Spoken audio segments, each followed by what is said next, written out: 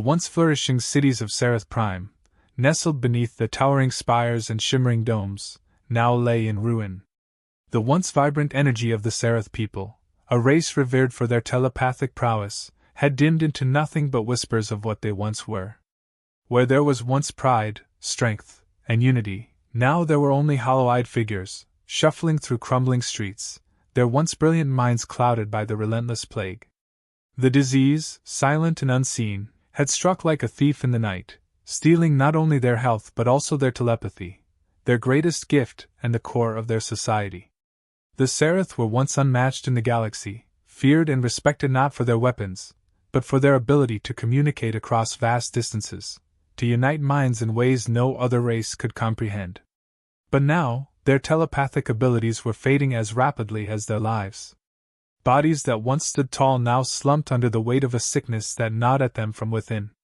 Their voices, once able to reach across planets, could now barely be heard within their own homes. The disease was not natural, but no one knew its origin. Fear gripped the galaxy as rumors spread that the illness was contagious, a mind-consuming plague that could not be contained. Once, the Sereth had powerful allies. They had stood at the center of the Galactic Council, their influence woven through every major decision. But now, when they needed help the most, the very allies they had supported for centuries turned their backs. Fear of contamination had driven them away. One by one, former friends closed their borders, their doors, and their minds. Diplomatic envoys went unanswered. Pleas for medical aid were denied. The Sereth were no longer seen as the wise and mighty, they were the doomed. A race marked for extinction, abandoned by those who once benefited from their strength. In the heart of the Galactic Council's chambers, the Sereth's final plea was met with cold indifference. The ruling races looked down upon the few Sereth representatives, their eyes filled with thinly veiled contempt. The decision was made swiftly, without debate. The Sereth were declared a quarantined race. No ships were allowed in or out of Sereth space. No resources would be wasted on a dying species. The message was clear, the galaxy had moved on. The Sereth's fate was sealed, and they were left to die in isolation. As the Sereth returned to their dying world, knowing their end was near, despair settled over them like a heavy fog. Nalith, the once vibrant leader of the Sereth, stood atop the shattered remains of her home's balcony, watching the sun set over the distant mountains. Once she could have reached out with her mind, connected with every soul on her planet in an instant. Now, she felt only silence. Her people were fading. And with them, the legacy of the Sereth would be lost forever. But even in the darkest moments, hope finds a way. Across the stars, on a distant human colony, a small group of scientists received a transmission, weak, barely recognizable as a distress signal. It carried the unmistakable psychic signature of the Sereth, a desperate cry for help sent across forbidden channels. The Galactic Council had declared the Sereth untouchable, but the humans had never been ones to follow orders blindly. Still new to galactic politics, still viewed as outsiders, the humans weren't bound by the same prejudices as the more established races. To them, the Sereth weren't just a dying species, they were people, in desperate need of help. Dr. Ilara Harris, head of the Human Research Team, stared at the fading transmission on her screen. The Sereth were supposed to be unreachable, isolated behind a wall of quarantine and fear. But here it was, proof that they were still alive, still fighting. The decision weighed heavily on her. To ignore the call would be to condemn an entire race. But to act would mean defying the Galactic Council, risking not only their careers but their lives. Ilara didn't hesitate. "We're going," she said to her team. "Prep the ship. We leave for Sereth Prime tonight."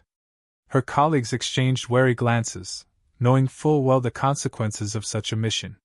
But the determination in Ilara's voice left no room for argument. They had always known what kind of people they were. The kind who acted when no one else would. The kind who didn't walk away from those in need. The kind who, even when the galaxy turned its back, would step forward. The humans had always been defiant in the face of authority, and this time would be no different. As the small, covert ship prepared for its mission, the weight of what they were about to do settled over them. They were defying not just orders but the fear that had paralyzed an entire galaxy. The Seraph were not alone, not yet. Humanity, for all its flaws, still believed in something greater than itself.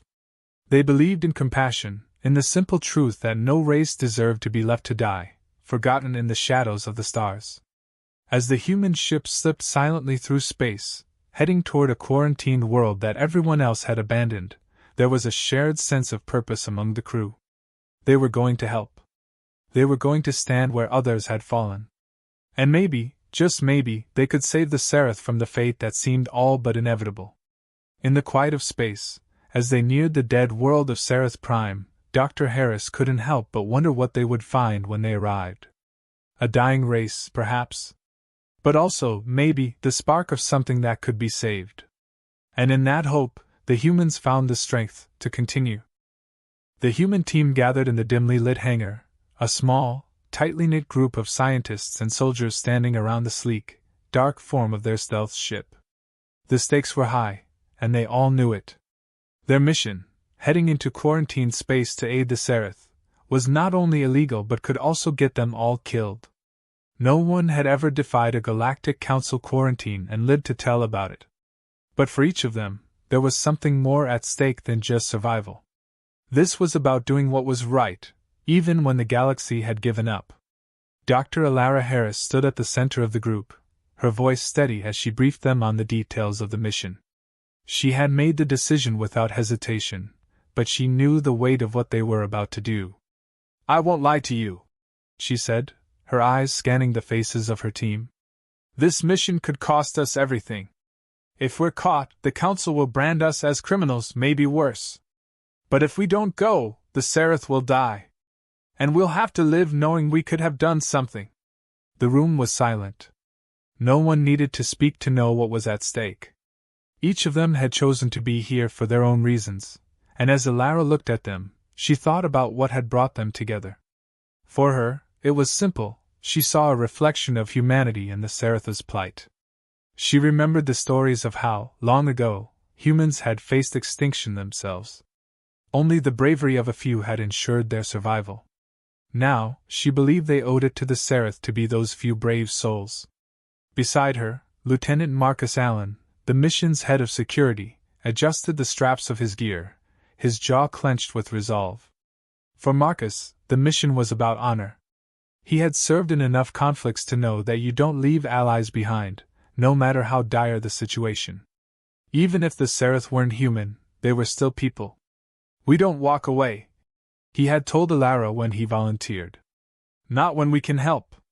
To his left stood Dr. Kira Vasquez, a biologist whose personal connection to the mission ran deeper than most. Her father had been a diplomat who worked closely with the Seraph before the quarantine. She had grown up with stories of their wisdom and grace, their deep connection to the universe through their telepathy. Watching them fall apart, while the galaxy did nothing, had torn her apart. She had a chance to make a difference now, and she wasn't going to waste it. But not everyone on the team was so sure. "This is madness," Dr. Julian Carr muttered, pacing near the ship. His role as the mission's logistics officer made him acutely aware of the dangers they faced. "We're risking everything for an alien race that might already be beyond saving. What if the disease has wiped them out completely? What if we get infected ourselves?" Alara turned to him, her expression unwavering. "We're taking precautions. The suits we have will protect us. Besides, this isn't just about whether we can save them. It's about doing the right thing. We can't just sit back and watch an entire race die because it's inconvenient." Julian hesitated, but Kira spoke up before he could argue further. "We owe them this, Julian. The Seraph helped us when we were still struggling to find our place in the galaxy. They were there for us. Now we have to be there for them." Marcus crossed his arms, stepping forward. "Look, we all knew what we were signing up for.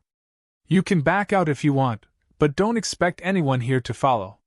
We're going through with this." The air was thick with tension, but Julian finally nodded, resigning himself to the mission. He knew there was no turning back now.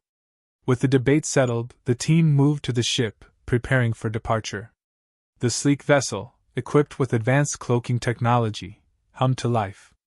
Alara took her seat in the cockpit, her hands steady on the controls. The journey ahead would be dangerous, but they had planned for every possible scenario. The Galactic Council patrolled the quarantine zone around Seraph Prime religiously, making sure no one entered or left. Their stealth technology would be their only chance of slipping through unnoticed. As they left the colony behind, the weight of what they were about to do settled over them like a heavy fog. The stars stretched out before them, and with each passing moment, the gravity of the mission became more palpable. There was no turning back now. Alara felt a knot tighten in her chest as they neared the quarantine zone. They had to remain completely undetectable. One mistake, and the Council's patrols would be on them in an instant. The ship's cloaking device activated, rendering them invisible to the outside world. Alara's pulse quickened, but her voice remained calm. "We're in the quarantine zone," she announced quietly to the crew. "Everyone stay sharp." The tension in the cabin was palpable as they neared Seraph Prime. Each member of the team knew that discovery at this point would mean certain death. The Galactic Council didn't take kindly to those who defied their laws. But as they flew over the desolate landscape of Seraph Prime, the sight of the ravaged planet only steeled their resolve.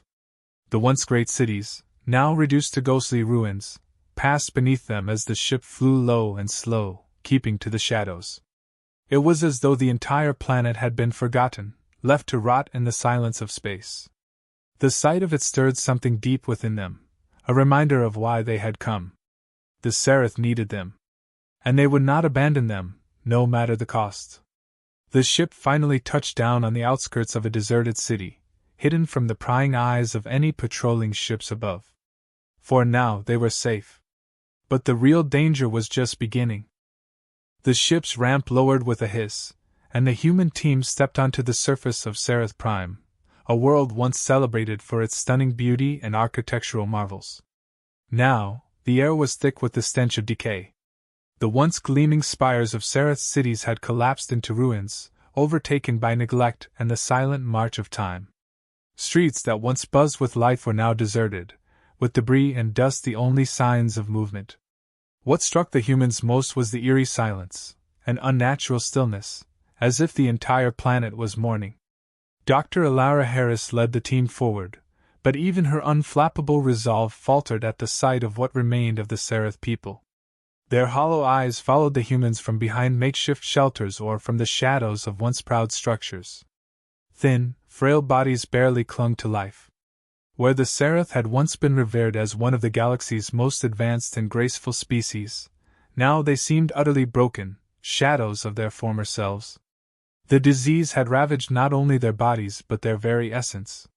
For a race whose identity was entwined with telepathy, the loss of their mental abilities had cut even deeper than the physical pain.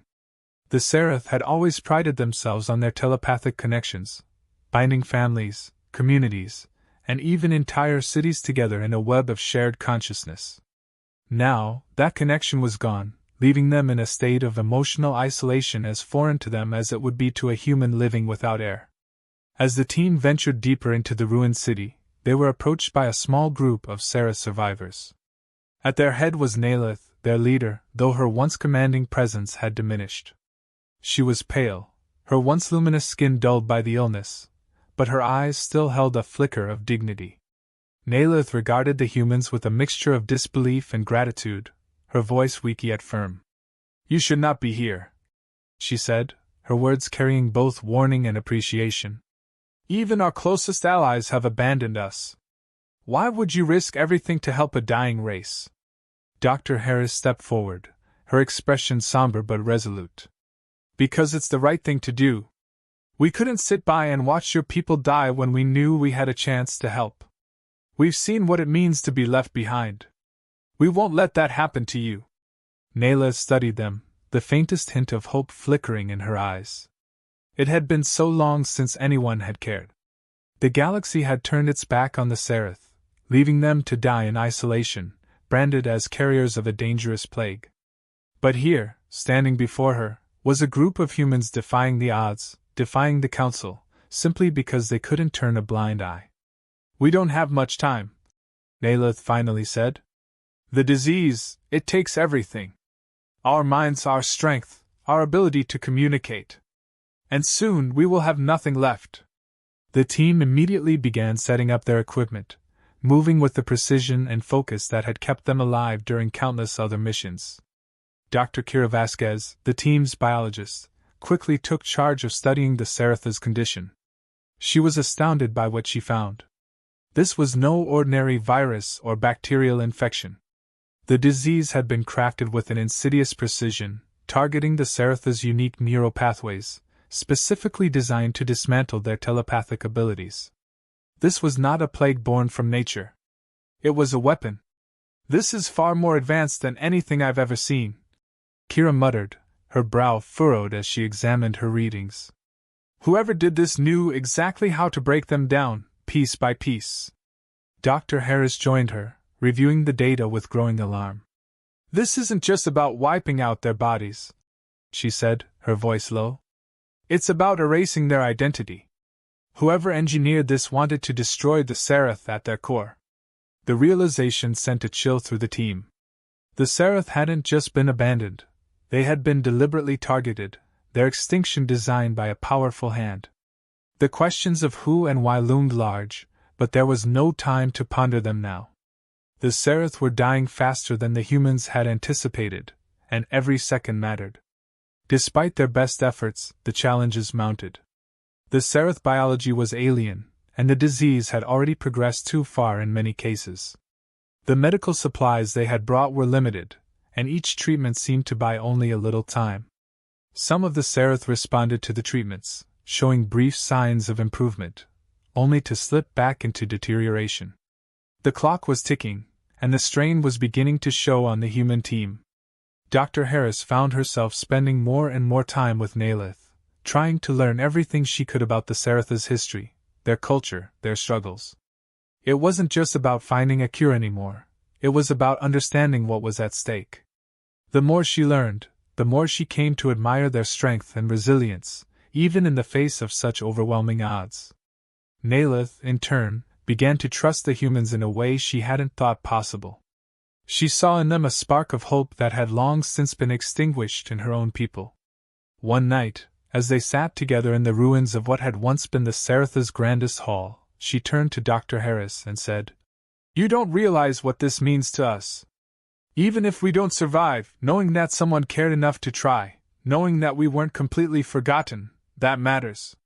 Dr. Harris placed a hand on Nalith's shoulder, her voice quiet but determined. "We're not giving up on you. We'll find a way. We have to." But as the days passed, the weight of their task became heavier. With every Sarath they lost, the team's frustration and fear grew. The disease was relentless, engineered with such precision that it seemed impossible to counter. The emotional toll on the humans was immense. Dr. Kira Vasquez spent long nights trying to crack the code of the disease, pushing herself to the brink of exhaustion. Lieutenant Marcus Allen, ever the stoic, found himself increasingly affected by the suffering around him, his usual composure slipping as he saw more and more lives fading away. Yet despite the obstacles, the bond between the humans and the Sarath deepened. What had begun as a mission of mercy was now personal. The humans couldn't save everyone, but they refused to let the Saratha's story end in silence. They would find the cure, or die trying. As Dr. Kira Vasquez pored over the latest samples, her brow furrowed in concentration, something clicked. The pattern in the disease's structure was too precise, too deliberate. It wasn't just a complex virus, it was a weapon. Her heart raced as she cross-referenced the data. The evidence was undeniable. This plague had been engineered. But by whom? She called over Dr. Harris and the others, her voice urgent. "I've found something. This disease was designed to target the Saratha's telepathic abilities. Look at this genetic coding, it's not natural." Dr. Harris's eyes scanned the data. But who would create something like this? And why target the Sarath? The answer came in a flood of revelations as they dug deeper into the genetic blueprint. Cross-referencing with galactic databases, they uncovered a disturbing match: the Zynar Dominion. A rival race known for their cutthroat tactics and hunger for power, The Xynar had long coveted the Seratha's telepathic technology. Now it was clear. The Xynar had engineered the plague to wipe out the Serath and claim their unique abilities for themselves. The team's discovery was horrifying enough, but the true depth of the conspiracy soon became apparent. The Xynar had manipulated the Galactic Council, planting false reports and ensuring that no aid would come to the Serath. They had expertly spun a narrative that painted the Serath as a doomed, quarantined species, too dangerous to help. And the Council had bought it. "This was never about a plague," Dr. Harris said, her voice filled with quiet anger. "This was genocide. The Xynar are using this to eliminate the Serath and ensure no one interferes. They've played the Council, played everyone." The weight of the truth settled over the group like a shroud. This wasn't just about saving the Serath anymore. It was about exposing a galactic crime of unimaginable proportions. But as they considered their next move, the moral dilemma surfaced, stark and impossible to ignore. Lieutenant Marcus Allen, always the pragmatist, voiced the concern they all shared. "If we go public with this, we'll be painting a target on humanity's back. The Xynar won't let us walk away from this alive. And the Council, they'll crush us. We're already outsiders." A tense silence followed. They were caught between two impossible choices: remain silent and allow the Xynar's conspiracy to continue, or expose the truth and risk not only their own lives but the fragile peace humanity had with the rest of the galaxy. Dr. Harris's gaze was steady as she looked at each of them. "We didn't come here to back down when things got hard. The Serath are being wiped out, and if we don't act, the Xynar will do this again, to others, maybe even to us. We have to fight. It's the only way." Some nodded in agreement, but the tension was palpable. The weight of their decision loomed large, and not everyone was ready to risk everything for a race the galaxy had already abandoned. Before the debate could continue, an alert blared across their systems. The Xynar had discovered their mission. A fleet was inbound, fast and heavily armed. The Xynar intended to wipe out the humans and finish off the Serath, ensuring no one would ever learn the truth. Panic rippled through the team as they scrambled to prepare. Dr. Harris issued commands, her voice cutting through the chaos. "We have to hold them off. If we don't, everything we've done here is for nothing." But the reality was grim. The Xynar fleet was massive, and the humans were outnumbered and outgunned. The odds were impossibly slim, but retreat was not an option. They were the last hope for the Serath, and possibly the entire galaxy. As the team raced to defend their outposts, the looming shadow of the Xynar fleet appeared in the sky, a harbinger of destruction. The clock was ticking, and the battle for survival had just begun. The Xynar strike with overwhelming force, their ships descending like a storm, tearing through the sky with devastating firepower. The human team braces for impact, knowing full well they're outgunned, but they refuse to retreat. Each blast shakes the ground beneath them, but Dr. Harris and her team stand firm, directing their soldiers and scientists with unflinching resolve. Amid the chaos, the Serath watch in awe. For so long, they believed they were abandoned, yet here were these humans, risking their lives for them. And in that moment, something stirs within the Serath, something long dormant since the plague. They begin to sense one another, weak telepathic connections forming for the first time in years. Nalith, their leader, channels her last reserves of strength to guide the Serath, mentally reaching out to the humans to share tactical insights. Humanity's strategy is not brute force, it's precision. They know they can't outmatch the Xynar in sheer firepower, so they use cunning.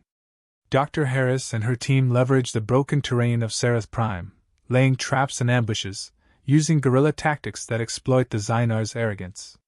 Lieutenant Allen coordinates strikes with pinpoint accuracy, catching the Xynar off guard, while Dr. Vasquez jams the Xynar's communications, creating confusion in their ranks. Each minute feels like an eternity as the battle rages on. Losses are heavy, and the weight of impending defeat hangs over the humans like a specter. But even as their defenses begin to falter, Dr. Harris remains focused on one critical task: transmitting the data they've uncovered about the Xynar's bioengineered plague and their manipulation of the Galactic Council. If the truth reaches the wider galaxy, it could turn the tide. With the Zynar closing in, Dr. Harris makes the call. Send it now, she orders. A coded signal bursts out from their last functioning relay, carrying the damning evidence to the Galactic Council. It's their final, desperate move, a sliver of hope in a seemingly hopeless situation. For what feels like an eternity, there's silence. The Zynar push harder, their ships tightening the noose around the humans and the Seraph. But just as all seems lost, a new fleet appears on the horizon, Galactic Council ships, responding to the outcry triggered by the human transmission. Public outrage over the Zynar's treachery has forced the Council's hand. The Zynar, realizing they are now outnumbered and exposed, retreat. Humanity has won, not through sheer might, but through persistence, courage, and the truth. As the Zynar ships flee into the blackness of space, the human team collapses in exhausted relief.